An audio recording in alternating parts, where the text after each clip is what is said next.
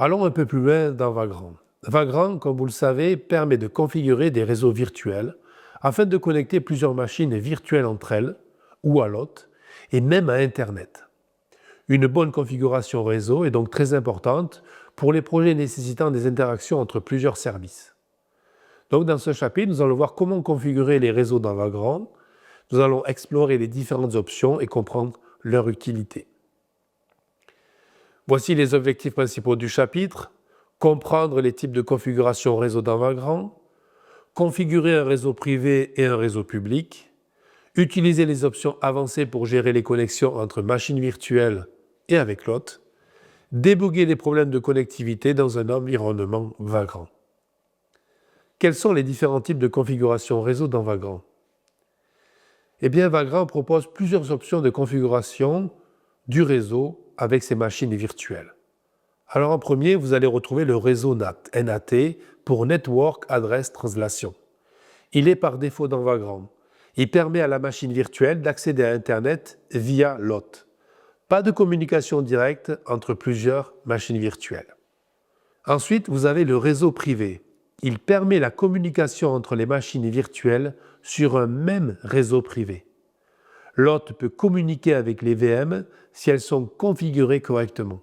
C'est très utile pour les tests en local sans avoir à exposer la machine sur Internet. Ensuite, il y a le réseau public.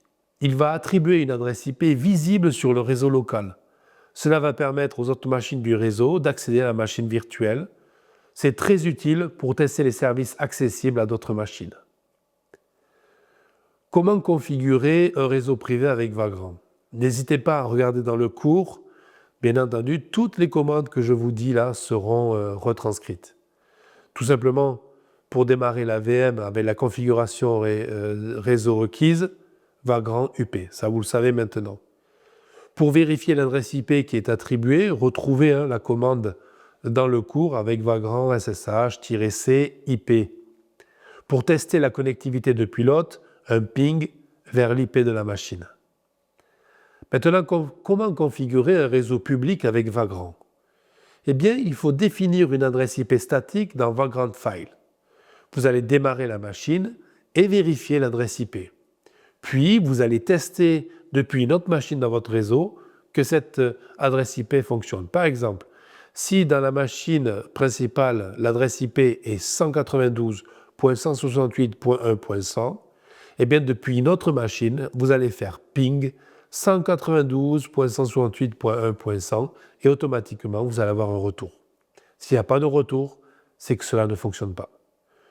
Du coup, comment déboguer des problèmes de réseau dans Vagrant? Déjà, on va vérifier que la machine est bien démarrée.